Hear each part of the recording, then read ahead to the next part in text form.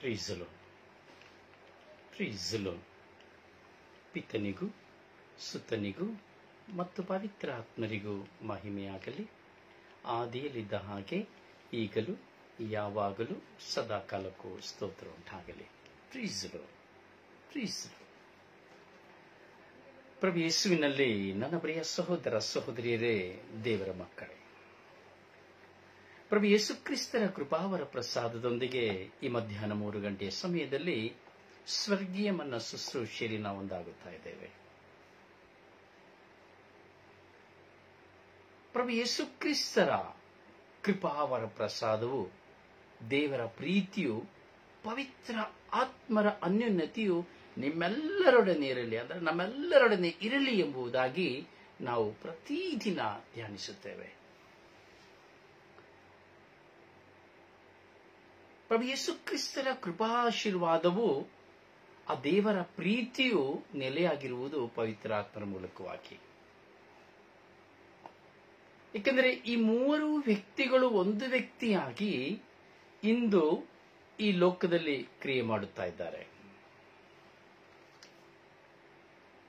ಪ್ರಿಯರೇ, ನಾವು ಪವಿತ್ರಾತ್ಮರ ಪಂಚದಶಮ ದಿನವನ್ನ ನಾವು ಸ್ಮರಿಸುತ್ತಾ ಈ ವಾರದಲ್ಲಿ ಪವಿತ್ರಾತ್ಮರನ್ನು ಕುರಿತು ನಾವು ಧ್ಯಾನಿಸುತ್ತಾ ಇದ್ದೇವೆ. ಪವಿತ್ರಾತ್ಮ ಭರಿತವಾದಂತಹ ಧ್ಯಾನ. ಪ್ರಿಯ, ನಾವು ಪವಿತ್ರಾತ್ಮರನ್ನು ತುಂಬಾ ಹೆಚ್ಚಾಗಿ ಅರ್ಥೈಸಿಕೊಳ್ಳಲು ಸಾಧ್ಯ, ಆದರೆ ಅರ್ಥೈಸಿಕೊಳ್ಳಲು ನಾವು ಕಿವಿಗೊಡುವುದಾದರೆ ಮಾತ್ರವೇ ಸಾಧ್ಯ. ಒಂದು ಪವಿತ್ರಾತ್ಮರನ್ನು ನಾನು ಅರಿತುಕೊಳ್ಳಬೇಕಾದರೆ ಮೊದಲಿಗೆ ನಮಗೆ ದೈವ ಪ್ರೇರಣೆ ಬೇಕು. ಯಾರೆಲ್ಲ ಪವಿತ್ರಾತ್ಮರನ್ನ ಅರ್ಥೈಸಿಕೊಳ್ಳಬೇಕು ಎಂಬುದಾಗಿ ಇರುತ್ತಾರೋ, ದೈವ ಪ್ರೇರಣೆ ಇದ್ದರೆ ಮಾತ್ರವೇ ಪವಿತ್ರಾತ್ಮರನ್ನ ನಾವು ಅರಿತುಕೊಳ್ಳಲು ಸಾಧ್ಯ. ಎರಡನೆಯದು, ದೈವ ಸಂಕಲ್ಪವು ನಮ್ಮಲ್ಲಿ ಇರುವಾಗ ಮಾತ್ರವೇ ಪವಿತ್ರಾತ್ಮರೊಂದಿಗೆ ಜೀವಿಸಲು ಸಾಧ್ಯ. ಅಂದರೆ ಪವಿತ್ರಾತ್ಮರು ನಮ್ಮೊಡನೆ ಜೀವಿಸಲು ಸಾಧ್ಯ. ದೈವ ಸಂಕಲ್ಪವಿದ್ದರೆ ಪವಿತ್ರಾತ್ಮರು ನಮ್ಮೊಡನೆ ಜೀವಿಸಲು ಸಾಧ್ಯ. ಮೂರನೆಯದಾಗಿ, ಪವಿತ್ರಾತ್ಮರು ನನ್ನೊಡನೆ ಇರುವುದಾದರೆ ಮಾತ್ರವೇ ನಾನು ದೇವರ ವಾಕ್ಯದೊಂದಿಗೆ ಜೀವಿಸಲು ಸಾಧ್ಯ. ಪವಿತ್ರಾತ್ಮರು ನನ್ನೊಡನೆ ಇರುವುದಾದರೆ ಮಾತ್ರವೇ ದೇವರ ವಾಕ್ಯದೊಂದಿಗೆ ಜೀವಿಸಲು ಸಾಧ್ಯ. ಈ 3 ಕಾರ್ಯಗಳ ಇಲ್ಲದೆ ನಾವು ಪವಿತ್ರಾತ್ಮರನ್ನು ಅನುಭವಿಸಲು ಸಾಧ್ಯವಿಲ್ಲ. ದೇವರ ವಾಕ್ಯವನ್ನ ಆಲಿಸಲು ಸಾಧ್ಯವಿಲ್ಲ ಎಂದೇಳಿದೆ. ನಾನು ಕಳೆದ 3 ದಿನಗಳ ಮುಂಚಿತೆ ನಿಮಗೆ ತಿಳಿಸಿದ್ದೆ. ದೇವರ ವಾಕ್ಯವನ್ನ ಆಲಿಸುವುದು ಅಥವಾ ಅನುಸರಿಸುವುದು ಎಂದರೆ ಸುಮ್ಮನೆ ದಿನಂಪ್ರತಿ ನಾನು ವರ್ಡ್ ಆಫ್ ಗಾಡ್ನ ಕೇಳ್ತೇನೆ, ಪ್ರವಚನನ ಕೇಳ್ತೇನೆ, ಧ್ಯಾನವನ್ನ ಕೇಳ್ತೇನೆ, ಧ್ಯಾನಕ್ಕೆ ಹೋಗ್ತೇನೆ ಎಂಬುದಲ್ಲ. ದೇವರ ವಾಕ್ಯವು ನನ್ನಲ್ಲಿ ನಾನು ಕೇಳುವ ದೇವರ ವಾಕ್ಯವು ನನ್ನಲ್ಲಿ ವಾಸ ಮಾಡಿದರೆ ಮಾತ್ರವೇ ಪವಿತ್ರ ಆತ್ಮರು ನನ್ನೊಂದಿಗಿದ್ದಾರೆ ಎಂಬುದಾಗಿ ಅರ್ಥ. ಉದಾಹರಣೆಯಾಗಿ ನಾವು ಹೇಳೋದಾದ್ರೆ, ನಮಗೆ ಹೊಟ್ಟೆ ಹಸಿವು ಬಂದ್ರೆ ಕೆಳಗೆ ಬಿದ್ದೋಗ್ತೇವೆ, ಸಹಿಸ್ಲಿಕ್ಕಾಗ್ಲಿಲ್ಲ, ನಮಗೆ ಊಟನೇ ಸಿಕ್ಲಿಲ್ಲ ಅಂದ್ರೆ ಒಬ್ಬ ಮನುಷ್ಯ ಕೆಳಗೆ ಬಿದ್ದೋಗ್ತಾರೆ. ಯಾಕಂದ್ರೆ ದೇಹದಲ್ಲಿರುವಂತಹ ಎಲ್ಲ ಅವಯವಗಳಿಗೆ ಶಕ್ತಿ ಬೇಕು. ಕೈ, ಕಾಲು, ನರ, ನಾಡಿ, ಕೀಲು, ಮಜ್ಜೆ, ಮಾಂಸಖಂಡಗಳು ಎಲ್ಲವುಗಳಿಗೆ ಶಕ್ತಿ ಬೇಕು. ಈ ಶಕ್ತಿ ದೇಹಕ್ಕೆ ಬೇಕು. ಈ ದೇಹವು ಎದ್ದು ನಡೆಯಬೇಕು ಎಂದರೆ, ಅಥವಾ ನಿಮ್ಮ ಮುಂದೆ ಈ ದೇಹವು ಈ ಶುಭ ಸಂದೇಶವನ್ನು ಸಾರಬೇಕು ಎಂದರೆ ಶಕ್ತಿ ಬೇಕು, ಊರ್ಜೆ ಬೇಕು. ಅದಕ್ಕೇನ್ ಮಾಡಬೇಕು? ಊಟ ಮಾಡಬೇಕು. ನಾವು ಊಟ ಮಾಡಿ ಅದು ನಮ್ಮೊಳಗೆ ಹೋಗಿ ಜೀರ್ಣವಾಗುವಾಗ ಕಣ್ಣಿಗೆ ಬೇಕಾದಂತಹ ಸತ್ವ, ಕೈಗಳಿಗೆ ಬೇಕಾದ ಸತ್ವ, ಕಾಲುಗಳಿಗೆ ಬೇಕಾದ ಸತ್ವ, ದೇಹದ ಉಸಿರಾಟಕ್ಕೆ ಬೇಕಾಗುವ ಸತ್ವ, ಎದ್ದು ನಡೆಯಲು ಬೇಕಾಗುವ ಸತ್ವ, ಹೀಗೆ ಹೃದಯದ ನಾಳಗಳಿಗೆ, ಹಾರ್ಮೋನ್ಸ್ಗಳಿಗೆ, ಹೀಗೆ ದೇಹದ ಪ್ರತಿಯೊಂದು ಅವಯವಗಳಿಗೆ ಬೇಕಾದಂತ ಸತ್ವ ಶಕ್ತಿ ನಾವು ಊಟ ಮಾಡುವಾಗ ಮಾತ್ರವೇ ಹೋಗುತ್ತದೆ ಹೊರತು ಇಲ್ಲಾಂದ್ರೆ ಹೋಗುವುದಿಲ್ಲ. ಹಾಗೆ ದೇವರ ವಾಕ್ಯ ಎಂಬುದು ನಾನು ಭುಜಿಸುವಾಗ ಮಾತ್ರವೇ, ಅದನ್ನ ಸಂಪೂರ್ಣವಾಗಿ ಅರಿತುಕೊಳ್ಳುವಾಗ ಮಾತ್ರವೇ, ಆ ವಾಕ್ಯವು ನನ್ನ ಜೀವಾಳವಾಗುವಾಗ ಮಾತ್ರವೇ, ಆ ವಾಕ್ಯವು ನನ್ನಲ್ಲಿ ವಾಸ ಮಾಡುವಾಗ ಮಾತ್ರವೇ ಪವಿತ್ರಾತ್ಮರು ನನ್ನೊಡನೆ ಇದ್ದಾರೆ ಎಂಬುದಕ್ಕೆ ಸಂಕೇತ. ಪ್ರೀಸಲೋ ಪ್ರೀಸಲೋ. ದೇವರ ನೋಡಿ, ಎಷ್ಟೋ ಜನ ಇದ್ದಾರೆ, ಮಿಲಿಯಾಂತರ ಜನ ದೇವರ ವಾಕ್ಯವನ್ನು ಸಾರ್ತಾರೆ, ಕೇಳ್ತಾರೆ. ಎಷ್ಟು ಜನರಲ್ಲಿ ಬದಲಾವಣೆ ಇದೆ? ಕೇಳುವವರಾಗಬಹುದು, ಸಾರುವವರಾಗಬಹುದು. ಎಷ್ಟು ಜನರಲ್ಲಿ ಸ್ವಂತ ಜೀವಿತದಲ್ಲಿ ಎಷ್ಟು ಜನರಲ್ಲಿ ಬದಲಾವಣೆ ಇದೆ? ಈಗ ನೀವಿಷ್ಟು ಜನ ದೇವರ ವಾಕ್ಯವನ್ನು ಕೇಳ್ತಾ ಇದ್ದೀರಿ. ನಿಮ್ಮ ಜೀವಿತದಲ್ಲಿ ಎಷ್ಟೋ ಬುದ್ಧಿ ಬಂದ ದಿನಗಳಿಂದ ದೇವರ ವಾಕ್ಯವನ್ನು ಕೇಳ್ತಾ ಇದ್ದೀರಿ. ಧ್ಯಾನಗಳ ಮೂಲಕವಾಗಿ ಅಥವಾ ನೆಟ್ವರ್ಕ್ಗಳ ಮೂಲಕವಾಗಿ, ದೇವಾಲಯದಲ್ಲಿ ಶುಭ ಸಂದೇಶ ಸಾರುವುದರ ಮೂಲಕವಾಗಿ, ಪ್ರಸಂಗ ಶರ್ಮಗಳ ಮೂಲಕವಾಗಿ ಕೇಳುತ್ತಾ ಎಷ್ಟು ಜನ ನಾವು ಬದಲಾವಣೆ ಆಗಿದ್ದೇವೆ? ಯಾಕೆ ಇನ್ನೂ ಬದಲಾವಣೆ ಆಗಲಿಲ್ಲ? ಯಾಕೆ ಇನ್ನೂ ಬದಲಾವಣೆ ಆಗಲಿಲ್ಲ?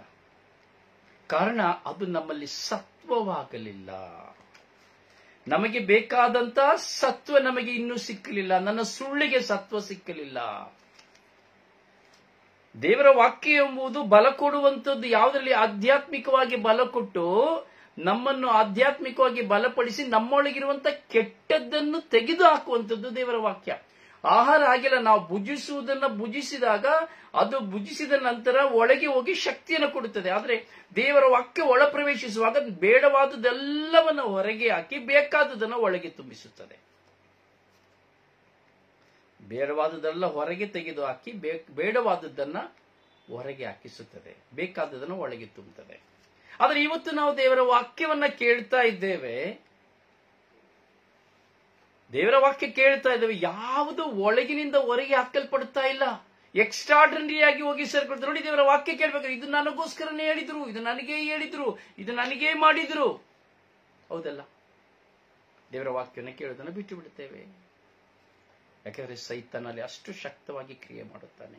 ಒಂದು ವ್ಯಕ್ತಿಗಾಗಿ, ಒಂದು ವಿಷಯಕ್ಕಾಗಿ, ಒಂದು ಕಾರ್ಯಕ್ಕಾಗಿ ದೇವರ ವಾಕ್ಯವನ್ನು ನಾವು ಬಹಿಷ್ಕರಿಸುತ್ತೇವೆ. ಕಾರಣವೇನು? ನಿನ್ನೊಳಗೆ ನೀ ಮಾಡುವ ಪಾಪದ ಅರಿವು ಮೂಡುವಾಗ ನಿನ್ನ ಹೃದಯವು, ನಿನ್ನ ಮನಸ್ಸಾಕ್ಷಿಯು ಹೌದು ಇದು ನನಗೆ, ಇದು ನನಗೆ, ಇದು ನಾನು, ನನಗೆ ನನಗೆ ಎಂದು ಒತ್ತಿ ಒತ್ತಿ ಒತ್ತಿ ಹೇಳುವಾಗ ದೇವರ ವಾಕ್ಯ ಕೇಳುವ ನಮಗೆ ನಿಮಗೆ ಏನಾಗುತ್ತದೆ ಗೊತ್ತುಂಟಾ? ಇದು ನನ್ನನ್ನು ಕುರಿತೇ.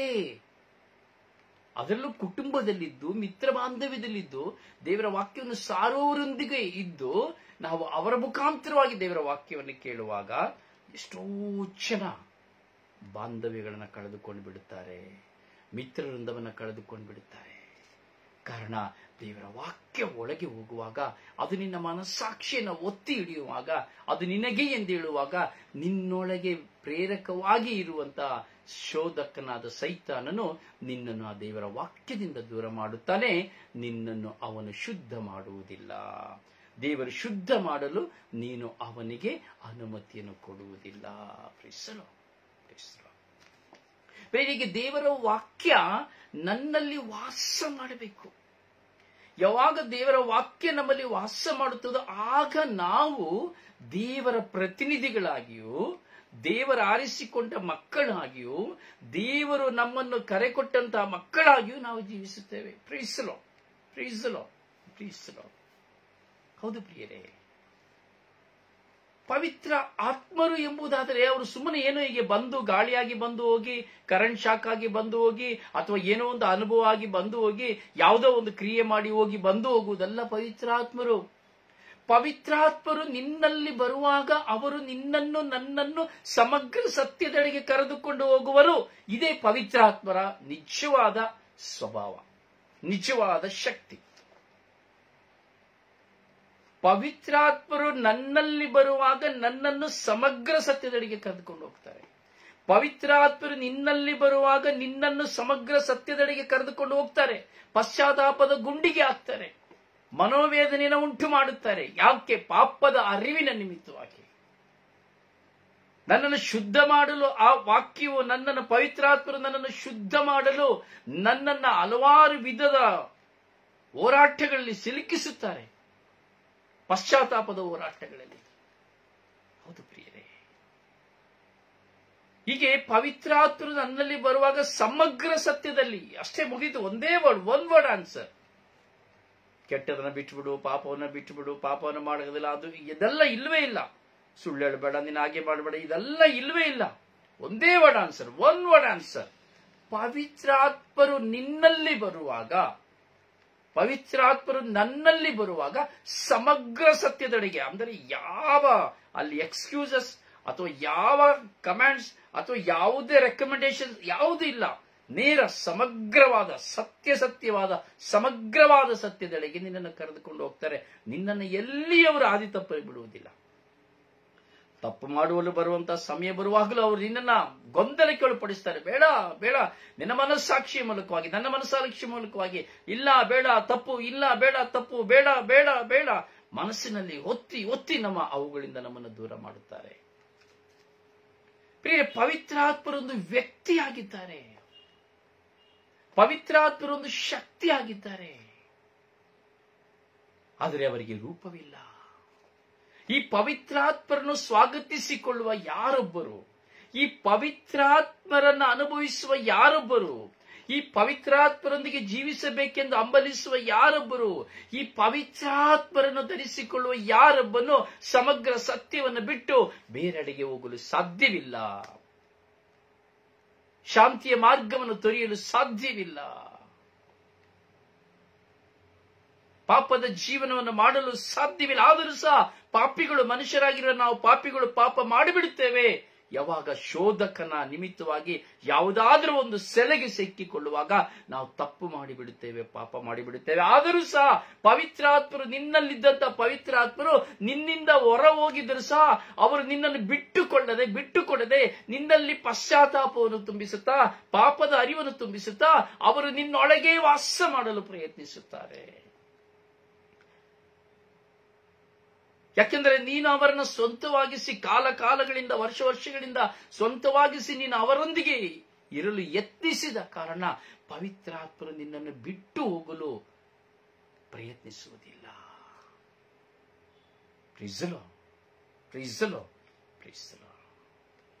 ನನ್ನ ಸಹೋದರನೇ, ಸಹೋದರಿಯೇ, ಈ ಮಧ್ಯಾಹ್ನದ ಈ 3 ಗಂಟೆಯ ಸಮಯದಲ್ಲಿ ಸ್ವರ್ಗೀಯಮನ್ನ ಶುಶ್ರೂಷೆಯಲ್ಲಿ ನಾವು ಒಂದಾಗುತ್ತಾ ಇದ್ದೇವೆ. ಎಷ್ಟೋ ಜನರು ದೇವರ ವಾಕ್ಯವನ್ನು ಕೇಳಲಿಕ್ಕೆ ಬರ್ತಾರೆ, ಸ್ವರ್ಗೀಯ ಯಾತ್ರೆಯ ಧ್ಯಾನಗಳನ್ನು. ಆದರೆ ಕೆಲವು ಸತ್ಯವಾದ ವಿಷಯಗಳು ಅವರ ಹೃದಯದಲ್ಲಿ ಕೇಳುವಾಗ, ನಾಟುವಾಗ ಅವರಿಗೆ ಕೇಳಲಿಕ್ಕೆ ಆಗುವುದಿಲ್ಲ. ಅವರು ಹೋಗಿಬಿಡುತ್ತಾರೆ, ಬರುವುದಿಲ್ಲ. ಕಾರಣ ಅವರಲ್ಲಿರುವಂತಹ ಮನಸ್ಸಾಕ್ಷಿಯು ಅವರನ್ನು ಚುಚ್ಚಲು ಪ್ರಾರಂಭಿಸುತ್ತದೆ, ಅಥವಾ ನನ್ನಲ್ಲಿರುವಂತಹ ಮನಸ್ಸಾಕ್ಷಿ ನನ್ನ ತಪ್ಪಿನ ನಿಮಿತ್ತವಾಗಿ ನನ್ನನ್ನು ಚುಚ್ಚಲು ಅದು ಪ್ರಾರಂಭಿಸುತ್ತದೆ. ಹೌದು ನನ್ನ ಸಹೋದರನೇ, ಸಹೋದರಿ, ಪವಿತ್ರಾತ್ಮ ಒಂದು ವ್ಯಕ್ತಿಯಾಗಿ, ಒಂದು ಮಿತ್ರನಾಗಿ, ಒಂದು ಶಕ್ತಿಯಾಗಿ, ಒಂದು ಜ್ಞಾನವಾಗಿ, ಒಂದು ವಿವೇಕವಾಗಿ ನಿನ್ನೊಡನೆ ಸದಾ ನಿರಂತರವಾಗಿ ವಾಸ ಮಾಡಲು ಕಾದಿರುವಂತಹ ವ್ಯಕ್ತಿ. ಈ ಲೋಕದಲ್ಲಿ ನಿನಗೆ ಒಂದು ಒಳ್ಳೆಯ ಮಿತ್ರ ಎಂಬುದಾದರೆ ಆ ಪವಿತ್ರಾತ್ಮರನ್ನು ನಿನ್ನ ಮಿತ್ರನಾಗಿಸಿಕೊ. ಆ ಪವಿತ್ರಾತ್ಮರನ್ನು ಪದೇ ಪದೇ ನೀನು ಸ್ವಾಗತಿಸುವಾಗ, ಪವಿತ್ರಾತ್ಮರೇ ನನ್ನಲ್ಲಿ ಬಂದಿರಿ, ಪವಿತ್ರಾತ್ಮರೇ ನನ್ನಲ್ಲಿ ಬಂದಿರಿ, ಪವಿತ್ರಾತ್ಮರೇ ನನ್ನಲ್ಲಿ ಬಂದು ತುಂಬಿಕೊಳ್ಳಿ, ಪವಿತ್ರಾತ್ಮರೇ ನನ್ನನ್ನು ಮುನ್ನಡೆಸಿರಿ, ಪವಿತ್ರಾತ್ಮರೇ ನನ್ನನ್ನು ಶಕ್ತಿಪಡಿಸಿರಿ, ಪವಿತ್ರಾತ್ಮರೇ ನನ್ನನ್ನು ಬಲಪಡಿಸಿ, ಪವಿತ್ರಾತ್ಮರೇ ಶೋಧನೆಯಿಂದ ಬಿಡುಗಡೆ ಪಡಿಸಿ, ಪವಿತ್ರಾತ್ಮರೇ ನನ್ನನ್ನು ಕಾದುಕೊಳ್ಳಿರಿ. ಓ ಪವಿತ್ರಾತ್ಮರೇ ನನ್ನಲ್ಲಿ ಬಂದಿರಿ, ಓ ಪವಿತ್ರಾತ್ಮರೇ ನನ್ನನ್ನು ಅಭಿಷೇಕಿಸಿರಿ, ಪವಿತ್ರಾತ್ಮರೇ ಪವಿತ್ರಾತ್ಮರೇ ಪವಿತ್ರಾತ್ಮರೇ ಪವಿತ್ರಾತ್ಮರೇ ಪವಿತ್ರಾತ್ಮರೇ ಎಂದು ಪದೇ ಪದೇ ಪವಿತ್ರಾತ್ಮರನ್ನು ಸ್ವಾಗತಿಸುವಾಗ ಆ ಪವಿತ್ರಾತ್ಮರು ನಮ್ಮೊಂದಿಗೆ ವಾಸ ಮಾಡುತ್ತಾರೆ. ಎಲ್ಲದರ ಅರಿವನ್ನು ನಮಗೆ ಕೊಡುತ್ತಾರೆ. ನಿನ್ನ ಮುಂದೆ ಎಂಥ ಸಮಸ್ಯೆಗಳು ಬಂದರು, ಗೊಂದಲಗಳು ಬಂದರು, ಅವರು ನಿನ್ನನ್ನು ಬಲಪಡಿಸುತ್ತಾರೆ. ನೀನು ಸೋತು ಹೋಗಬಹುದು, ಕುಟುಂಬದ ವಿಷಯದಲ್ಲಿ ಆಗಬಹುದು, ಅಥವಾ ಸಾಮಾಜಿಕ ವಿಷಯದಲ್ಲಿ ಆಗಬಹುದು, ಪ್ರಾಪಂಚಿಕ ವಿಷಯದಲ್ಲಿ ಆಗಬಹುದು, ಯಾವುದೇ ವಿಷಯದಲ್ಲಿ ಆಗಬಹುದು. ನೀನು ಸೋತು ಹೋಗಬಹುದು, ಕುಗ್ಗಿ ಹೋಗಬಹುದು, ನೋವಿಗೀಡಾಗಬಹುದು. ಆದರೆ ನಿನ್ನೊಳಗೆ ವಾಸ ಮಾಡುವ ಪವಿತ್ರ ಆತ್ಮರು ನಿನ್ನನ್ನು ಶಕ್ತಿಯುತರನ್ನಾಗಿ ಮಾರ್ಪಡಿಸುತ್ತಾರೆ. ಪವಿತ್ರಾತ್ಮರು ಬರುವಾಗ ನೀವು ಶಕ್ತಿಯುತರಾಗುವಿರಿ ಎಂಬುದಾಗಿ ದೇವರ ವಾಕ್ಯ ಹೇಳುತ್ತದೆ. ಯೇಸು ಹೇಳ್ತಾರೆ, ಪವಿತ್ರಾತ್ಮರು ಬರುವಾಗ ನೀವು ಶಕ್ತಿಯುತರಾಗುವಿರಿ. ಎಂಥ ಹೋರಾಟಗಳು ನಮ್ಮ ಮೇಲೆ ಬಂದರು ಸಹ. ನೋಡಿ, ಇವತ್ತು ಸಂತರುಗಳ ಜೀವಿತವನ್ನು ನಾವು ನೋಡುವುದಾದರೆ ಮಹಾನ್ ಸಂತರುಗಳಿದ್ದಾರೆ. ಕಣ್ಣಿಗೆ ಕಾಣುವ ಸಂತರುಗಳಿದ್ದಾರೆ, ಕಣ್ಣಿಗೆ ಕಾಣದೇ ಇರುವ ಸಂತರುಗಳಿದ್ದಾರೆ. ಸಂತರುಗಳಿಗಿಂತ ಪ್ರವಾದಿಗಳನ್ನ ನಾವು ತೆಗೆದುಕೊಳ್ಳುತ್ತೇವೆ ಎಂಬುದಾದರೆ ಅವರ ಜೀವಿತದಲ್ಲಿ ಬಂದಂತಹ ಹೋರಾಟಗಳು, ಮರಣದ ಭಯಗಳು, ಹಾಗೂ ನೋಡಿ, ಅವರ ಮರಣ ಹೊಂದಬೇಕಾದರೂ ಸಹ ಅವರನ್ನ ಎಣ್ಣೆಯಲ್ಲಿ ಹಾಕಿ ಉರಿಯುವಾಗಲೂ ಸಹ ಅವರನ್ನು ತುಂಡರಿಸುವಾಗಲೂ ಸಹ, ಅವರನ್ನ ಕೊಲ್ಲುವಾಗಲೂ ಸಹ, ಕಲ್ಲುಗಳಿಂದ ಬೀಸಿ ಒಡೆಯುವಾಗಲೂ ಸಹ ಅವರು ಕುಗ್ಗುತ್ತಿರಲಿಲ್ಲ. ಶಕ್ತಿಯುತರಾಗುತ್ತಾ ಇದ್ದರು. ಶಕ್ತಿಯುತರಾಗುತ್ತಾ ಇದ್ದರು. ಸಾವಿಗೆ ಭಯಪಡುತ್ತಿರಲಿಲ್ಲ, ನೋವಿಗೆ ಭಯಪಡುತ್ತಿರಲಿಲ್ಲ. ಕಾರಣ ಅವರಲ್ಲಿ ಪವಿತ್ರಾತ್ಮರು ವಾಸವಾಗುತ್ತಾ ಇದ್ದರು. ನೋಡಿ, ಪೇತ್ರನ ಮೇಲೆ ಕಲ್ಲುಗಳನ್ನು ಬೀಸುವಾಗ, ಒಂದು ಕಲ್ಲು, ರಭಸದ ಕಲ್ಲು ಒಬ್ಬ ಮನುಷ್ಯನ ಮೇಲೆ ಬೀಳುತ್ತದೆ ಅಂದ್ರೆ ಅದು ಎಷ್ಟು ನೋವಾಗಿ, ಎಷ್ಟು ಶಕ್ತಿಯುತವಾಗಿರುತ್ತೆ ಯೋಚನೆ ಮಾಡಿ. ಒಂದು ಚಿಕ್ಕ ಕಲ್ಲು ತಲೆ ಮೇಲೆ ಬಿದ್ದರೆ ನಮಗೆ ನೋವಾಗ್ತದೆ. ಹಾಗೆ ದಪ್ಪ ದಪ್ಪ ಕಲ್ಲುಗಳನ್ನು ಒಂದೊಂದು ವ್ಯಕ್ತಿಯು 30, 40, 50 ಜನ ಒಂದು ವ್ಯಕ್ತಿಯ ಮೇಲೆ ರಭಸವಾಗಿ ಬೀಸುತ್ತಾರೆ ಅಂದರೆ ಕೈಗಳ ಮೇಲೆ, ಕಣ್ಣುಗಳ ಮೇಲೆ, ತಲೆಯ ಮೇಲೆ, ಹಣೆಯ ಮೇಲೆ, ಬಾಯಿಯ ಮೇಲೆ, ಹಿಂದೆ ಮುಂದೆ ಎಲ್ಲ ಪೆಟ್ಟು ಹೇಗಿರಬಹುದು ಯೋಚನೆ ಮಾಡಿ ನೋಡಿ. ಸಹಿಸುತ್ತೆ. ರಕ್ತವು ಧಾರಾಕಾರವಾಗಿ ಹರಿಯುತ್ತಾ ಇತ್ತು. ಹಲ್ಲುಗಳು ಮುರಿದು ಹೋಗುತ್ತಾ ಇದ್ದವು. ಕಣ್ಣು ಗುಡ್ಡೆಗಳು ಬಿದ್ದು ಹೋಗುತ್ತಾ ಇತ್ತು. ದವಡೆಗಳು ಒಡೆದು ಹೋಗುತ್ತಾ ಇತ್ತು. ಮೂಳೆಗಳು ಮುರಿದು ಹೋಗುತ್ತಾ ಇತ್ತು ಕಲ್ಲಿನ ರಭಸಕ್ಕೆ. ಆದರೆ ಸೋಲುತ್ತಿರಲಿಲ್ಲ, ಶಕ್ತಿಯುತರಾಗ್ತಾ ಇದ್ರು. ಯಾಕಂದ್ರೆ ಪವಿತ್ರಾತ್ಮರವರ ಮೇಲೆ ಬರುವಾಗ ಶಕ್ತಿಯುತರಾಗ್ತಾ ಇದ್ರು. ಪ್ರೇಷಿತರನ್ನ ನಾನು ಸೌಲ ಸೀಲಾಸರನ್ನ ಬಂಧನದಲ್ಲಿ ಹಾಕುವಾಗ ನಾವು ನೋಡುತ್ತೇವೆ, ಶಕ್ತಿಯುತರಾಗ್ತಾ ಇದ್ರು. ಪವಿತ್ರಾತ್ಮರವರ ಮಧ್ಯೆಯನ್ನು ಸುಳುತ್ತಾ ಇದ್ದರು. ರಾತ್ರಿಯೆಲ್ಲ ಅವರು ಏಟು ತಿಂದು ಚರ್ಮ ಕೀಳುತ್ತಾ ಇದ್ದರು ಎಂಬುದಾಗಿ ವಾಕ್ಯ ಹೇಳುತ್ತದೆ. ಕೊರಡೆಗಳಿಂದ ಒಡೆಯುತ್ತಾ ಇದ್ದರು ಎಂಬುದಾಗಿ ಹೇಳುತ್ತದೆ.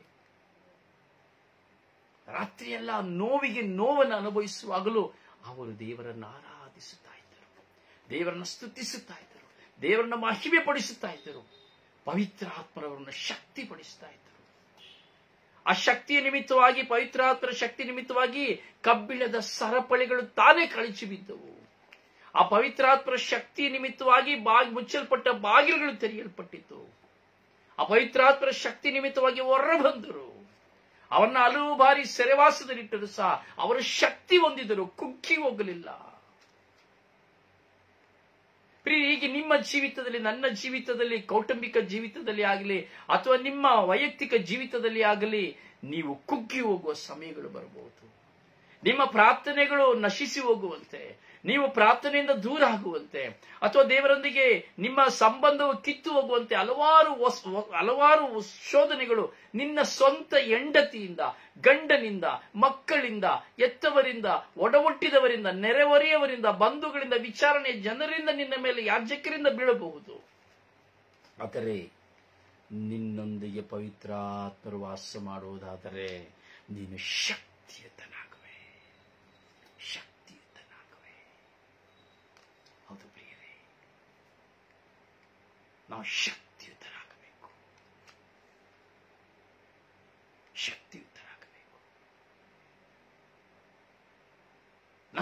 ನನ್ನ ಒಂದು ಆಪ್ತ ಮಿತ್ರರೊಬ್ಬರಿದ್ದಾರೆ. ನನಗಿಂತ ವಿಶ್ವಾಸವುಳ್ಳಂತಹ ಮಿತ್ರ, ತನ್ನ ಜೀವನವನ್ನೇ ದೇವರಿಗಾಗಿ ಸಮರ್ಪಿಸಿದಂತಹ ಮಿತ್ರ. ಪ್ರಿಯರೇ, ವಿಶ್ವಾಸದ ಹಾದಿಯಲ್ಲಿ ನಡೆದು ವಿಶ್ವಾಸದಿಂದ ಪ್ರಭುವಿಗಾಗಿ ಜೀವಿಸಬೇಕೆಂಬ ಹಂಬಲದಿಂದ ಹಗಲು ರಾತ್ರಿ ಪ್ರಭುವಿನ ಸೇವೆ ಮಾಡಲು ಯತ್ನಿಸಿದಂತಹ ವ್ಯಕ್ತಿ. ಹೀಗೆ ಒಂದು ದಿನ ಆ ಮಗನ ಒಂದು ಧ್ಯಾನದಲ್ಲಿ ಭಾಗವಹಿಸುವಾಗ, ಯಾವುದೋ ಒಂದು ಧ್ಯಾನದಲ್ಲಿ ಭಾಗವಹಿಸುವಾಗ, ಆ ಧ್ಯಾನದಲ್ಲಿ ಆ ಮಗನಿಗಾದ ಅನುಭವದ ನಿಮಿತ್ತವಾಗಿ, ಆ ಮಗನಿಗೆ ಆದಂತ ಆ ಧ್ಯಾನದ ಕೆಲವು ಸಮಸ್ಯೆ ನಿಮಿತ್ತವಾಗಿ ಅವರು ಡಿಪ್ರೆಸ್ಗೆ ಹೋದರು, ಮಾನಸಿಕವಾದಂತಹ ರೋಗಕ್ಕೆ ಹೋದರು. ಆದರೆ ಎಲ್ಲರೂ ಸಮಸ್ಯೆ ಬಂದಾಗ, ಹೋರಾಟ ಬಂದಾಗ ಕುಡಿದು ಅಥವಾ ಜೂಜಾಡಿ ಅಥವಾ ಮನೆಯನ್ನು ಬಿಟ್ಟು ಹೋಗಿ ಹೀಗೆ ಹಲವಾರು ವಿಧದಲ್ಲಿ ಡಿಪ್ರೆಸ್ಗೆ ಹೋಗುವುದನ್ನು ನಾವು ನೋಡುತ್ತೇವೆ. ದೇವರ ವಾಕ್ಯವನ್ನು ವಿಶ್ವಾಸಿಸಿ ದೇವರಿಗಾಗಿಯೇ ಜೀವಿಸಬೇಕೆಂದು, ದೇವರ ಶುಭ ಸಂದೇಶವನ್ನು ಸಾರುವುದಕ್ಕಾಗಿಯೇ ತನ್ನನ್ನು ಸಮರ್ಪಿಸಿಕೊಂಡಿದ್ದಂತಹ ಮನುಷ್ಯ, ಆ ವ್ಯಕ್ತಿ ದೇವರ ವಾಕ್ಯದ ನಿಮಿತ್ತವಾಗಿಯೇ ಹುಚ್ಚನಾಗುತ್ತಾನೆ.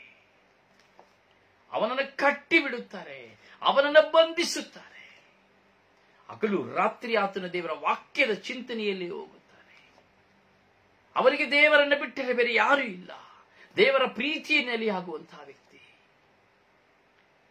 ಕುಟುಂಬದವರೆಲ್ಲರೂ ಅವನನ್ನು ಹಿಡಿದುಕೊಂಡು ಹೋದರು. ಹೇಗೆ ಯೇಸುಸ್ವಾಮಿಯನ್ನ ಕುಟುಂಬದವರೆಲ್ಲರೂ ಸರಿ ಹುಚ್ಚ ಎಂದು ಹೇಳುವಾಗ ಕುಟುಂಬದವರೆಲ್ಲರೂ ಹೋಗಿ ಯೇಸುವನ್ನು ಹಿಡಿದುಕೊಂಡು ಹೋದರೋ, ಹಾಗೆ ಈ ವ್ಯಕ್ತಿಯನ್ನು ಹಿಡಿದುಕೊಂಡು ಹೋದರು, ಬಂಧಿಸಿದರು. ನೀನು ಏನನ್ನು ಮಾಡಬಾರದು, ಪ್ರಾರ್ಥಿಸಬಾರದು, ಯಾವ ವಿಧವಾದ ಶುಭ ಸಂದೇಶವನ್ನು ಸಾರಬಾರದು ಎಂಬುದಾಗಿ ಬೀಗ ಹಾಕಿದರು, ಬಂಧಿಸಿದರು. ಹಲವು ಕಾಲ ಆ ಮಗನು ಬಂಧನದಲ್ಲಿದ್ದನು. ಆದರೆ ಆತನ ಜೀವಿತದಲ್ಲಿ ಆ ಬಂಧನದಲ್ಲಿದ್ದರು. ಅವನ ಮಾನಸಿಕ ರೋಗಿಯಾಗಿದ್ದರು, ಅವನ ಹುಚ್ಚದಂತೆ ಇದ್ದರು. ಅವನು ಮಾಡುತ್ತಿದ್ದಂತಹ ಕಾರ್ಯ ಅಷ್ಟೇ. ಅಲ್ಲಿದ್ದಂತಹ ವೈದ್ಯರುಗಳು ಅವನನ್ನು ಪ್ರಾರ್ಥಿಸಬಾರದು ಎಂಬುದಾಗಿಯೂ, ತಂದೆ ತಾಯಂದಿರು ಪ್ರಾರ್ಥಿಸಬಾರದೆಂಬುದಾಗಿಯೂ, ಒಡ ಹುಟ್ಟಿದವರು ಪ್ರಾರ್ಥಿಸಬಾರದೆಂಬುದಾಗಿಯೂ, ಬಂಧುಗಳು ಮಿತ್ರರು ಜೊತೆಲಿರುವಂತಹ ಮಿತ್ರರು ಪ್ರಾರ್ಥಿಸಬಾರದೆಂಬುದಾಗಿ ಹೇಳಿದರು ಸಹ ಅವನು ಸೆರೆಮನೆ ವಾಸದ ಆಸ್ಪತ್ರೆಯಲ್ಲಿ ಬಂಧಿತನಾಗುವಾಗ ಇರುವ ತನಕವೂ ಅವನು ಪ್ರಾರ್ಥಿಸುತ್ತಲೇ ಇದ್ದ. ಪ್ರಾರ್ಥನೆ ಅವನ ಜೀವಾಳವಾಗಿತ್ತು. ನಾನು ಅವನೊಂದಿಗೆ ಬೆರೆಯುವಾಗ, ಮಾನಸಿಕವಾದ ಹೋರಾಟದಲ್ಲಿ ಆತನೊಂದಿಗೆ ಬೆರೆಯುವಾಗ, ನನ್ನೊಡನೆ ಸೇರಿ ನಾನು ಆತನೊಡನೆ ಸೇರಿ ದೇವರನ್ನ ಮಹಿಮೆ ಪಡಿಸುವಾಗ, ವೈದ್ಯರಿಗೆ ಭಯಪಡದೆ, ಯಾರಿಗೂ ಭಯಪಡದೆ ಕೋಣೆಯಲ್ಲಿ ಕುಳಿತು ಆ ದೇವರನ್ನು ಆರಾಧಿಸುವಾಗ ಆತನ ಅಳುತ್ತಾ ಇದ್ದ. ಕಣ್ಣೀರು ಧಾರಾಕಾರವಾಗಿ ಅವನಲ್ಲಿ ಹರಿಯುತ್ತಾ ಇತ್ತು. ಅವನು ದೇವರನ್ನು ಕೂಗುತ್ತಾ ಇದ್ದ, ಯೇಸುವೇ ಯೇಸುವೇ ಎಂದು ಕಣ್ಣೀರಿಂದ ಕೂಗಿ, ನನಗೇಕೆ ಈ ನೋವು, ನನಗೇಕೆ ಈ ವೇದನೆ, ನನ್ನನ್ನೇಕೆ ಹೀಗೆ ಕಟ್ಟಿ ಹಾಕಿದ್ದೀರಿ ಎಂಬುದಾಗಿ ಹೇಳಿ ದಾಹದಿಂದ ಆತನು ಇನ್ನಷ್ಟು ಹೆಚ್ಚಾಗಿ ಪ್ರಾರ್ಥಿಸುತ್ತಾ ಇದ್ದ. ಅವನ ವಿಶ್ವಾಸ ಮುಗಿಲಿಲ್ಲದ ವಿಶ್ವಾಸವಾಗಿತ್ತು. ರೋಗದಲ್ಲಿಯೂ ಪ್ರಾರ್ಥನೆ, ನಿದ್ರೆಯಲ್ಲಿಯೂ ಪ್ರಾರ್ಥನೆ, ಪ್ರಯಾಣದಲ್ಲಿಯೂ ಪ್ರಾರ್ಥನೆ. ನಡೆದು ಹೋಗುತ್ತಾ ಇದ್ದ. ಸುಮಾರು ಕಿಲೋಮೀಟರ್ಗಳ ಕಾಲ ನಡೆದು ಹೋಗಿ ಒಂದೊಂದು ದೇವಾಲಯವನ್ನು ಸಂಧಿಸಿ, ಒಂದೊಂದು ಪರಮಪ್ರಸಾದ ಪ್ರಭಾವಳಿ ಇರುವಂತಹ ಅಡೋರೇಷನ್ ಚಾಪಲ್ಗಳನ್ನ ಸಂಧಿಸಿ ಪ್ರತಿದಿನ ಗಂಟೆಗಟ್ಟಲೆ ಪ್ರಾರ್ಥಿಸುತ್ತಾ ಇದ್ದಂತಹ ಸಹೋದರ. ಪಾಪದ ಅರಿವು ಅವನಿಗೆ ಆಗುವಾಗ, ನಾನು ಪಾಪ ಮಾಡಿದೆ, ನಾನು ತಪ್ಪು ಮಾಡಿದೆ ಎಂಬುವಂತ ಚಿಂತನೆಗಳು ಆತನನ್ನು ಕಾಡುವಾಗ, ಆತನ ನನ್ನಲ್ಲಿ ಮಾತನಾಡುವಾಗ, ಆತನ ತನ್ನ ಪಾಪದ ನಿಮಿತ್ತವಾಗಿ, ಆತನ ಬಂದಂತ ಶೋಧನೆಯ ಪಾಪದ ನಿಮಿತ್ತವಾಗಿ ಅಳುತ್ತಲಿದ್ದ, ಕೂಗುತ್ತಲಿದ್ದ, ಕಣ್ಣೀರಿಡುತ್ತಿದ್ದ, ದೇವರಿಗೆ ಹತ್ತಿರವಾಗಿದ್ದ. ಅವನಲ್ಲಿ ಅಂಟಿಕೊಂಡಿದ್ದಂತ ಎಲ್ಲ ಪಾಪದ ಚಿಂತೆಗಳು ಅವನನ್ನು ದೂರ ಬಿಟ್ಟು ಹೋಯಿತು. ಅವನ ಆಲಸ್ಯಗಳು ಅವನನ್ನು ಬಿಟ್ಟು ಹೋಯಿತು. ಅವನ ಶೋಧನೆಗಳು ಅವನನ್ನು ಬಿಟ್ಟು ಹೋಯಿತು.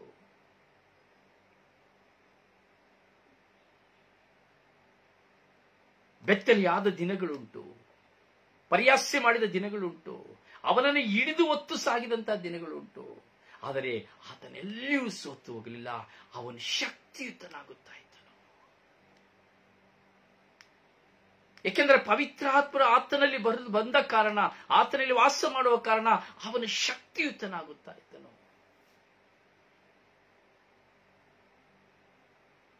ಕಳೆದ ಕಾಲಗಳಲ್ಲಿ ನಾನು ನೋಡುತ್ತೇನೆ ಪ್ರಿಯರೇ, ಆತನನ್ನ ಬಂಧಿಸಿ ನೀನು ಯಾವ ಕಾರ್ಯವನ್ನು ಮಾಡಬಾರದು, ಯಾವ ಪ್ರಾರ್ಥನೆಯನ್ನು ಮಾಡಬಾರದು, ನೀನು ಎಲ್ಲಿ ಹೊರಗೆ ಹೋಗಬಾರದು, ಎಲ್ಲಿ ಶುಭ ಸಂದೇಶವನ್ನು ಸಾರಬಾರದು ಎಂಬುದಾಗಿ ಬಲವಂತವಾಗಿ ಆತನನ್ನ 3 ವರ್ಷಗಳ ಕಾಲ ಬೀಗ ಹಾಕಿದರು.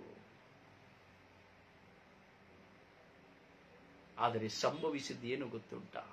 ಪ್ರಾರ್ಥನೆ ಮಾಡಬಾರದು, ಪ್ರಾರ್ಥಿಸಬಾರದು, ಶುಭ ಸಂದೇಶ ಸಾರಬಾರದೆಂದು ಅವರನ್ನ 3 ವರ್ಷಗಳ ಕಾಲ ಬೀಗ ಹಾಕಿದರು. ಅವರು ಮಾಡುತ್ತಿರುವುದೇನು ಗೊತ್ತಾ? ಪ್ರಾರ್ಥನೆ, ಶಕ್ತಿಯುತವಾದಂತಹ ಪ್ರಾರ್ಥನೆ. Is a power, is a fire. ಹೌದು, ಕೋಣೆಯಲ್ಲಿ ಕುಳಿತು ಶಕ್ತವಾಗಿ ಪ್ರಾರ್ಥಿಸಲು ಪ್ರಾರಂಭಿಸಿದ. ದೈವ ವಚನಗಳನ್ನು ಆಲಿಸಲು ಪ್ರಾರಂಭಿಸಿದ. ದೈವ ಜ್ಞಾನವು ವೃದ್ಧಿಯಾಯಿತು. ಲೋಕದ ಪಾಲಿಗೆ ಸತ್ತು ಹೋದ. ಲೋಕವನ್ನು ನೋಡುತ್ತಿಲ್ಲ. ತನ್ನ ಕೋಣೆಯಲ್ಲಿ ತನ್ನ ದೇವರನ್ನು ಮಾತ್ರ, ತನ್ನ ಕ್ರಿಸ್ತನನ್ನು ಮಾತ್ರ, ತನ್ನ ಪ್ರಭುವನ್ನು ಮಾತ್ರ ಕಾಣುತ್ತಾ ಯೇಸುವೆ ಯೇಸುವೆ ಯೇಸುವೆ ಎಂದು ಕೂಗಿ ಕರೆಯುತ್ತಾ ತನ್ನ ಆಧ್ಯಾತ್ಮಿಕ ಜೀವಿತವನ್ನ ಬಲಪಡಿಸಿಕೊಳ್ಳುತ್ತಾ ಇದ್ದಾರೆ. ಹೌದು ನನ್ನ ಸಹೋದರ ಸಹೋದರಿ, ಪವಿತ್ರಾತ್ಮರು ನಿನ್ನ ಮೇಲೆ ಬರುವಾಗ ನಿನ್ನ ಶಕ್ತಿಯುತನಾಗುವೆ. ನೋಡಿ, ಒಂದೆಡೆ ಅವರು ಪ್ರಾರ್ಥಿಸಬಾರದೆಂದು ಬಂಧಿಸಿದ್ರು, ಆದರೆ ಅವರಿಗೆ ಗೊತ್ತಿಲ್ಲ, ಅಜ್ಞಾನಿಗಳು. ಆದರೆ ಇವರು ಒಳಗೆ ಕುಳಿತು ಪ್ರಾರ್ಥಿಸಲು ಪ್ರಾರಂಭಿಸಿದರು. ತಡೆಯಲು ಸಾಧ್ಯವಾಯಿತು ಇಲ್ಲ. ಅವರ ಮಾನಸಿಕವಾದ ರೋಗದಲ್ಲಿ ಒತ್ತಡ ಕೊಡುವಾಗ, ನೋವನ್ನು ಅನುಭವಿಸುವಾಗ, ಮಾನಸಿಕ ರೋಗದಲ್ಲಿರುವಾಗ ಪ್ರಾರ್ಥನೆ ಮಾಡಬಾರದು ಎಂಬುದಾಗಿ ಅವರ ಬಾಯನ್ನು ಮುಚ್ಚಿದರೂ ಸಹ ಅವರ ಬಾಯಿ ಮುಚ್ಚಲ್ಪಡಲೇ ಇಲ್ಲ. ಅವರೊಂದಿಗಿರುವಂತಹ ಸಹಪಾಠಿಗಳೆಲ್ಲ ಅವರಿಂದ ದೂರವಾದರೂ ಸಹ ಅವರು ದೇವರಿಂದ ದೂರ ಆಗಲಿಲ್ಲ. ದೇವರನ್ನ ಬಿಟ್ಟು ಬಿಡಲಿಲ್ಲ, ಪವಿತ್ರಾತ್ಮನನ್ನು ಬಿಟ್ಟು ಬಿಡಲಿಲ್ಲ, ಯೇಸುವನ್ನು ಬಿಟ್ಟು ಬಿಡಲಿಲ್ಲ, ತಾಯಿ ಮಾತೆಯನ್ನು ಬಿಟ್ಟು ಬಿಡಲಿಲ್ಲ. ಶಕ್ತಿಯುತರಾದರು.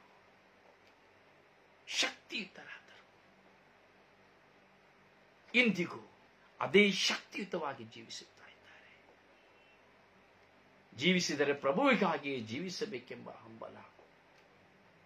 ಈ ಆಳಿಕೆಗೆ ಒಳಪಟ್ಟರು, ನಿಂದನೆಗೆ ಒಳಪಟ್ಟರು, ಮಾನಸಿಕವಾದ ಒತ್ತಡಕ್ಕೆ ಒಳಪಟ್ಟರು. ತಿರಸ್ಕರಿಸಿದವರ ಮುಂದೆ, ನಿರಾಕರಿಸಿದವರ ಮುಂದೆ, ಬಹಿಷ್ಕರಿಸಿದವರ ಮುಂದೆ, ಅವರ ಮೇಲಿರುವ ಅಧಿಕಾರಿಗಳ ಮುಂದೆ ದೇವರು ತಲೆ ತಗ್ಗಲು ಬಿಡಲಿಲ್ಲ. ಯಾಕೆಂದರೆ ಅವರು ಶಕ್ತಿಯುತರಾದರು. ದೇವರ ವಾಕ್ಯದಲ್ಲಿಯೇ ಜೀವಿಸಲು ಪ್ರಾರಂಭಿಸಿದರು. ಈ ಒಂದು ಚಿಂತನೆಯನ್ನು ನಾವು ತೆಗೆದುಕೊಳ್ಳುವಾಗ ನನ್ನ ಜೀವಿತ, ನಿಮ್ಮ ಜೀವಿತ ಪವಿತ್ರಾತ್ಮದತ್ತವಾದ ಜೀವಿತವಾಗಿದೆಯೇ? ನಮಗೆ 5 ನಿಮಿಷ ಪ್ರಾರ್ಥನೆ ಮಾಡಲಿಕ್ಕೆ ಆಗುವುದಿಲ್ಲ, 10 ನಿಮಿಷ ಕುತ್ಕೊಳ್ಳಿಕ್ಕೆ ಆಗುವುದಿಲ್ಲ.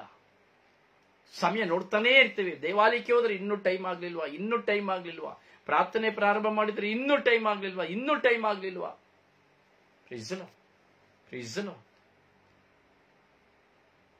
ಆದರೆ ಸೀರಿಯಲ್ ಶುರು ಆದ್ರೆ ಅಯ್ಯೋ ಇನ್ನು ಈಗ ಬೇಗ ಮುಗ್ದೋಗ್ತದ, ಇಷ್ಟು ಬೇಗ ಮುಗ್ದೋಗ್ತದ, ಈಗ ಮುಗ್ದೋಗ್ತದ ಎಂಬುದಾಗಿ ಟೆನ್ಷನ್.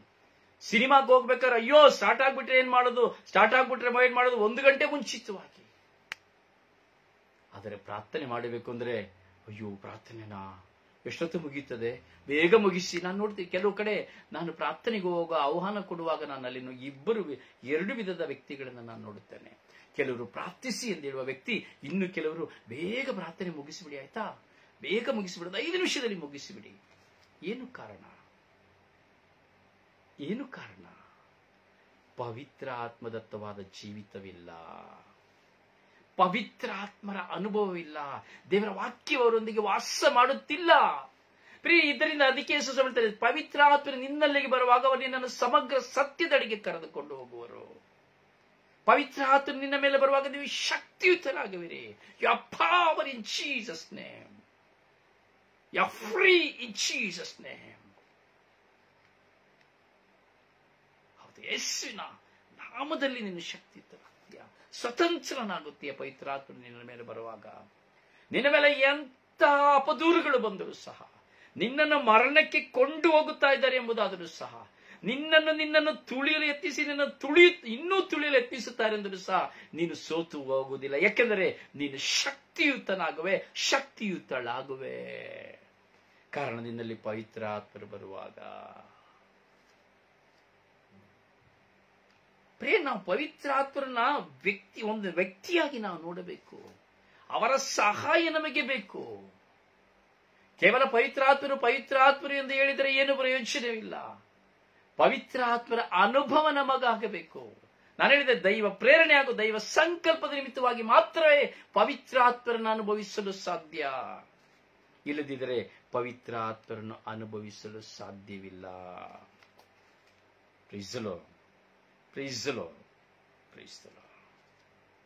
ಹೌದು ನನ್ನ ಸಹೋದರ ಸಹೋದರಿ, ನಮ್ಮ ಜೀವಿತದಲ್ಲಿ ಪವಿತ್ರಾತ್ಮರನ್ನು ನಾವು ಅನುಭವಿಸಬೇಕು. ಪವಿತ್ರಾತ್ಮರ ನಮ್ಮ ಸ್ವಂತವಾಗಿಸಿಕೊಳ್ಳಬೇಕು. ಕೇವಲ ಪ್ರಾರ್ಥನೆಯ ಶಬ್ದದಲ್ಲಿ ಕುಳಿತುಕೊಂಡ್ರೆ ಪ್ರಯೋಜನ ಇಲ್ಲ. ಇನ್ನು ಕೆಲವರನ್ನ ನಾನು ನೋಡಿದ್ದೇನೆ, ಏನ್ ಮಾಡ್ತಾ ಇದ್ದೀರಿ? ನಾನು ಪ್ರಾರ್ಥನೆ ಕೇಳ್ತಾ ಇದ್ದೀನಿ. ಏನ್ ಮಾಡ್ತಾ ಇದ್ದೀರಿ? ಪ್ರಾರ್ಥನೆ ಕೇಳ್ತಾ ಇದ್ದೀನಿ. ಮತ್ತೊಬ್ಬರಿಗೆ ಬರೀ ಸಾಕ್ಷಿಗಳನ್ನೇ ಹೇಳ್ತಾ ಇರ್ತಾರೆ. ನಿನಗೆ ಅದು ಗೊತ್ತಾ, ಹೀಗೆ ಆಯ್ತು ಅಲ್ಲಿ, ನಿನಗೆ ಗೊತ್ತಾ, ಹೀಗೆ ಆಯ್ತು, ನಿನಗೆ ಗೊತ್ತಾ. ಬರೀ ಸಾಕ್ಷಿ, ಹಾಗೂ ಬರೀ ಕೇಳೋದು. ಯಾತಕ್ಕೆ ಕೇಳೋದಂದ್ರೆ ಸಾಕ್ಷಿ ಹೇಳಲಿಕ್ಕೆ. ಆದರೆ ಜೀವನದಲ್ಲಿ ಬದಲಾವಣೆಯೇ ಇಲ್ಲ. ಮಾತಿನಲ್ಲಿ ಬದಲಾವಣೆ ಇಲ್ಲ, ಸ್ವಭಾವದಲ್ಲಿ ಬದಲಾವಣೆ ಇಲ್ಲ, ಚಿಂತೆಯಲ್ಲಿ ಬದಲಾವಣೆ ಇಲ್ಲ, ಕುಟುಂಬದಲ್ಲಿ ಬದಲಾವಣೆ ಇಲ್ಲ, ಗಂಡನ ಮುಂದೆ ಬದಲಾವಣೆ ಇಲ್ಲ, ಮಕ್ಕಳ ಮುಂದೆ ಬದಲಾವಣೆ ಇಲ್ಲ, ಅತ್ತೆ ಮಾವಂದಿರ ಮುಂದೆ ಬದಲಾವಣೆ ಇಲ್ಲ, ಸಮೂಹದ ಮುಂದೆ ಬದಲಾವಣೆ ಇಲ್ಲ, ಪತಿಯ ಮುಂದೆ ಬದಲಾವಣೆ ಇಲ್ಲ, ಪತ್ನಿಯ ಮುಂದೆ ಬದಲಾವಣೆ ಇಲ್ಲ. ಏನ್ ಮಾಡ್ತಾ ಇದ್ದೀನಿ? ಪ್ರಾರ್ಥನೆ ಕೇಳ್ತಾ ಇದ್ದೇನೆ. ಕಾರಣ ಏನು? ನಿನ್ನಲ್ಲಿ ಪವಿತ್ರಾತ್ಮರು ವಾಸ ಮಾಡುತ್ತಿಲ್ಲ. ಒಂದು ಪಕ್ಷ ಅದು ನಾನಾದರೆ ನನ್ನಲ್ಲಿ ಪವಿತ್ರ ಆತ್ಮರು ವಾಸ ಮಾಡುತ್ತಿಲ್ಲ. ಆದರೆ ಈ ಎಲ್ಲಾ ಗೊಂದಲಗಳು, ಹೋರಾಟಗಳು ಕೌಟುಂಬಿಕವಾಗಿ, ಪ್ರಪಂಚಿಕವಾಗಿ, ಸಾಮೂಹಿಕವಾಗಿ, ಆಧ್ಯಾತ್ಮಿಕವಾಗಿ ಎಷ್ಟು ಹೋರಾಟ, ಅವಮಾನ, ನಿಂದೆಗಳು ನಿನ್ನಲ್ಲಿ ಬಂದರೂ ಸಹ ಪವಿತ್ರಾತ್ಮರು ನಿನ್ನಲ್ಲಿರುವುದು, ಅದಕ್ಕೆ ನೀನು ಶಕ್ತಿಯುತನಾಗಿ ಎಲ್ಲವನ್ನು ಜಯಿಸುವೆ. ನಿನ್ನನ್ನು ಮುಂದೆ ನಿಲ್ಲಿಸಿ ನಿನ್ನನ್ನು ಈಗ ನಾನು ಬಂದೂಕಿನಿಂದ ಸುಟ್ಟು ಬಿಡುತ್ತೇನೆ ಎಂದು ಹೇಳಿದರೂ ಸಹ ನಿನ್ನ ಮೈಯಲ್ಲಿರುವ ಒಂದು ರೋಮವೂ ಸಹ ಎದುರುವುದಿಲ್ಲ. ನಿನ್ನನ್ನು ಬೆಂಕಿಯಲ್ಲಿ ಸುಟ್ಟು ಬಿಡುತ್ತೇನೆ ಎಂಬುದಾದರೂ ಸಹ ನಿನ್ನ ದೇಹದ ಒಂದು ರೋಮವು ಎದುರುವುದಿಲ್ಲ. ಯಾವ ಭಯವು ನಿನ್ನನ್ನೇನು ಮಾಡಲು ಸಾಧ್ಯವಿಲ್ಲ. ನಿನ್ನನ್ನು ನೋಯಿಸಬಹುದು, ಹಿಂಸಿಸಬಹುದು, ಚಿತ್ರಹಿಂಸೆ ಪಡಬಹುದು, ಅವಮಾನಕ್ಕೊಳಪಡಿಸಬಹುದು, ನಿನ್ನನ್ನು ಬಂದಿಯಾಗಿಸಬಹುದು, ನಿನ್ನ ಹೆಸರನ್ನ ಕೆಡಿಸಬಹುದು, ನೀನು ಕೆಟ್ಟವನು ಎಂದೇಳಬಹುದು. ಆದರೆ ಪವಿತ್ರಾತ್ಮರು ನಿನ್ನ ಮೇಲೆ ಬರುವಾಗ, ನೀನು ಶಕ್ತಿಯುತನಾಗುವಾಗ ಅದಾವುದು ನಿನಗೆ ಹೋರಾಟವನ್ನು ತರುವುದಿಲ್ಲ, ವೇದನೆ ತರುತ್ತದೆ, ಆದರೆ ಹೋರಾಟವನ್ನು ತರುವುದಿಲ್ಲ. ನಿನ್ನನ್ನು ಜಯಿಸಲು ಯಾವ ಶಕ್ತಿಯಿಂದಲೂ ಸಾಧ್ಯವಿಲ್ಲ. ನಿನ್ನನ್ನು ಜಯಿಸಲು ಪವಿತ್ರಾತ್ಮರ ಶಕ್ತಿ ನಿನ್ನ ಮೇಲೆ ಬರುವಾಗ ನಿನ್ನನ್ನು ಜಯಿಸಲು ಯಾವ ಶಕ್ತಿಗೂ ಸಹ ಸಾಧ್ಯವಿಲ್ಲ. ನಿನ್ನನ್ನು ಸೋಲಿಸಲು ಯಾವ ಶಕ್ತಿಗೂ ಸಾಧ್ಯವಿಲ್ಲ. ನಿನ್ನನ್ನು ನಾಶ ಮಾಡಲು ಯಾವ ಶಕ್ತಿಗೂ ಸಾಧ್ಯವಿಲ್ಲ. ಪ್ರೀಸಲು ಹೌದು ನನ್ನ ಸಹೋದರ ಸಹೋದರಿ, ಪವಿತ್ರಾತ್ಮರನ್ನ ನಾವು ಅನುಭವಿಸಬೇಕು. ಸ್ವತಃ ನಮ್ಮ ಸ್ವಂತ ಜೀವಿತದಲ್ಲಿ, ವೈಯಕ್ತಿಕ ಜೀವಿತದಲ್ಲಿ ನಾನು ಪವಿತ್ರಾತ್ಮರನ್ನ ಅನುಭವಿಸಬೇಕು. ಬರೀ ಪವಿತ್ರಾತ್ಮರ ವರದಾನಗಳಿಗಾಗಿ ನಾನು ನೆನ್ನೆಯ ದಿನದ ಧ್ಯಾನವನ್ನು 5ನೇ ಧ್ಯಾನವನ್ನು ನೀವು ಧ್ಯಾನಿಸಿರ್ತೀರಿ, ಗೊತ್ತಿಲ್ಲ. ಪವಿತ್ರಾತ್ಮರನ್ನ ನನ್ನ ಸ್ವಂತ ಜೀವಿತದಲ್ಲಿ ನಾನು ಅನುಭವಿಸಬೇಕು. ಪವಿತ್ರಾತ್ಮ ನನ್ನಲ್ಲಿ ಬರುವಾಗ ನಾನು ಯಾರು, ನಾನು ಕೆಟ್ಟವಳ, ನನ್ನಲ್ಲಿ ಏನಿದೆ, ನಾನು ಮಾಡ್ತಾ ಇರೋದು ತಪ್ಪು ಸರಿ ಎಲ್ಲವೂ ಗೊತ್ತಾಗಿ ಬಿಡ್ತದೆ. ಅಲ್ಲಿ ಅವನ ಬದಲಾವಣೆ. ಅದಕ್ಕೆ ಹೇಳ್ತಾರೆ, ಪವಿತ್ರಾತ್ಮರು ಬರುವಾಗ ನೀನು ನೂತನ ಮನುಷ್ಯನಾಗುವೆ. ಪವಿತ್ರಾತ್ಮರು ನಿನ್ನಲ್ಲಿ ಬರುವಾಗ ನೀನು ನೂತನ ಮನುಷ್ಯನಾಗುವ, ಅಂದ್ರೆ ಹೊಸ ಮನುಷ್ಯನಾಗುವೆ, ಹೊಸ ವ್ಯಕ್ತಿಯಾಗುವೆ. ನಿನ್ನಲ್ಲಿರುವುದೆಲ್ಲ ಕೆಟ್ಟದೆಲ್ಲವೂ ಕೊಚ್ಚಿ ಹೋಗುವುದು, ಬಿಚ್ಚಿ ಹೋಗುವುದು. ಇದೇ ಪವಿತ್ರಾತ್ಮರ ಚಲನೆಯ ಸಂಕೇತ. ಪವಿತ್ರಾತ್ಮರು ಬರುವಾಗ ಸುಮ್ಮನೆ ಬಿಡುವುದಿಲ್ಲ, ನಿನ್ನ ಬಾಯಿಯನ್ನು ಕಟ್ಟಿ ಹಾಕುವರು, ನಿನ್ನ ಮನಸ್ಸಿನಲ್ಲಿ ಬರುವಂತಹ ಕೆಟ್ಟ ಪ್ರಚೋದನೆಗಳನ್ನ ಕಟ್ಟಿ ಹಾಕುವರು, ತಪ್ಪುಗಳನ್ನ ನಿನಗೆ ಒತ್ತಿ ಒತ್ತಿ ಹೇಳುವರು. ಎಷ್ಟೋ ಜನರನ್ನ ನಾನು ಈ ದಿನಗಳಲ್ಲಿ ನಾನು ನೋಡ್ತಾ ಇದ್ದೇನೆ, ಪ್ರಾರ್ಥಿಸುವಂತ ವ್ಯಕ್ತಿಗಳನ್ನ. ಪ್ರಾರ್ಥಿಸಲಿ, ತೊಂದರೆ ಇಲ್ಲ, ಆದರೆ ಅವರ ಪ್ರಾರ್ಥನೆಯಲ್ಲಿ ಊರ್ಜೆ ಇಲ್ಲ, ಶಕ್ತಿ ಇಲ್ಲ, ಬರೀ ಶಬ್ದ ಮಾತ್ರ. ಕೆಲವು ನೋಡಿ ಬರೀ ಜಪಸರ ಎಂದು ತಿರುಗುತ್ತಾರೆ. ಮಾತೆ ಮರಿಯಮರು ಎಂಬುದಾಗಿ ಹೇಳುತ್ತಾರೆ. ಆದರೆ ಆ ಮಾತೆಯ ಒಂದು ಸ್ವಭಾವಗಳು ಸಹ ಅವರಲ್ಲಿ ಇರುವುದಿಲ್ಲ. ಬರೀ ಅಡ್ವರ್ಟೈಸ್ಮೆಂಟ್ ಬೋರ್ಡ್ ಮಾತ್ರ ಅವರಾಗಿರುತ್ತಾರೆ ಅಷ್ಟೇನೆ. ಅಲ್ಲಿ ಅಡ್ವರ್ಟೈಸ್ಮೆಂಟ್ ಅದಕ್ಕೆ ಮತ್ತೊಬ್ಬರಲ್ಲಿ ವಿಶ್ವಾಸ ಮೂಡುತ್ತದೆ ಅಡ್ವರ್ಟೈಸ್ಮೆಂಟ್ ಬೋರ್ಡ್ ಇಂದ, ಆದರೆ ಅವರ ಜೀವಿತದಲ್ಲಿ ಬದಲಾವಣೆ ಆಗುವುದಿಲ್ಲ. ಪವಿತ್ರಾತ್ಮರು ಬರುವಾಗ ಮೊದಲು ನಾನು ಬದಲಾವಣೆ ಆಗುತ್ತೇನೆ. ನನ್ನನ್ನ ಬದಲಾಯಿಸುತ್ತಾರೆ ಮೊದಲು, ತದಬಳಿಕ ಮತ್ತೊಬ್ಬರನ್ನ ಬದಲಾಯಿಸಲು ಅವರು ಪ್ರೇರಣೆಯನ್ನು ಕೊಡುತ್ತಾರೆ. ನೀನು ಹೇಗೆ ಹೋಗಬೇಕು, ಎಲ್ಲಿ ಹೋಗಬೇಕು, ಹೇಗೆ ಪ್ರಾರ್ಥಿಸಬೇಕು, ಎಲ್ಲವನ್ನ ಅವರು ಕಲಿಸಿಕೊಡುತ್ತಾರೆ. ಅವರು ನಿನ್ನ ಸಮಗ್ರ ಸತ್ಯದಡೆಗೆ ಕರೆದುಕೊಂಡು ಹೋಗುತ್ತಾರೆ. ಪ್ರೀಸಲೋ. ಹೌದು ನನ್ನ ಸಹೋದರನೇ, ಸಹೋದರಿಯೇ, ಈ ದಿನದಲ್ಲಿ ಪವಿತ್ರಾತ್ಮರ ಈ ಒಂದು ಸ್ಮರಣೆಯನ್ನು ಮಾಡುತ್ತಾ ಇದ್ದೇವೆ. ಸುಮಾರು ಇನ್ನೊಂದು 20 ಸೆಷನ್ಗಳನ್ನ ನಾವು ಪವಿತ್ರಾತ್ಮರ ನಿಮಿತ್ತವಾಗಿ ನಾವು ಧ್ಯಾನಿಸಲಿದ್ದೇವೆ. ಸುಮಾರು 60 ಭಾಗಗಳನ್ನ ನಾವು ಪವಿತ್ರಾತ್ಮರ ಕುರಿತು 60 ಭಾಗಗಳನ್ನ ಧ್ಯಾನಿಸಲಿದ್ದೇವೆ. ಯಾರೆಲ್ಲ ಈ 60 ಭಾಗಗಳನ್ನ ಮನಪೂರ್ವಕವಾಗಿ ಆಲಿಸುತ್ತಾರೋ ಖಂಡಿತವಾಗಿಯೂ ಪವಿತ್ರಾತ್ಮರ ಚಲನೆ ಅವರಲ್ಲಿ ಪ್ರಾರಂಭವಾಗುತ್ತದೆ. ಪವಿತ್ರಾತ್ಮರನ್ನು ಸಮಗ್ರ ಸತ್ಯದೊಳಗೆ ಕರೆದುಕೊಂಡು ಹೋಗುತ್ತಾರೆ, ತನ್ನ ಸತ್ಫಲಗಳಿಂದ ತುಂಬುತ್ತಾರೆ. ಅದರಿಂದ ಈ ಸ್ವರ್ಗೀಯ ಮನ್ನ ಶುಶ್ರೂಷೆಗೆ ತಪ್ಪದೆ ದಯವಿಟ್ಟು ಕಿವಿಗೊಡಿರಿ. ಪರರಿಗೆ ಇದನ್ನು ಸಾರಿರಿ, ನಿಮ್ಮ ಮಕ್ಕಳಿಗೆ, ಯುವಕ ಯುವತಿಯರಿಗೆ ಕೇಳುವುದಕ್ಕೆ ಹೇಳಿ.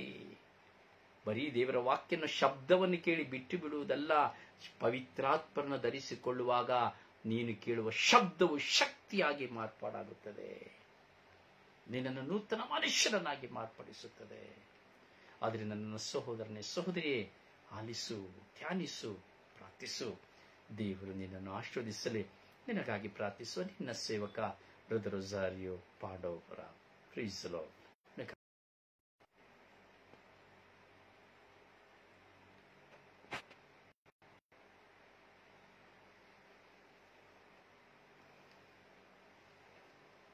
ಪ್ರೀಸ್ ದಿ ಲಾರ್ಡ್.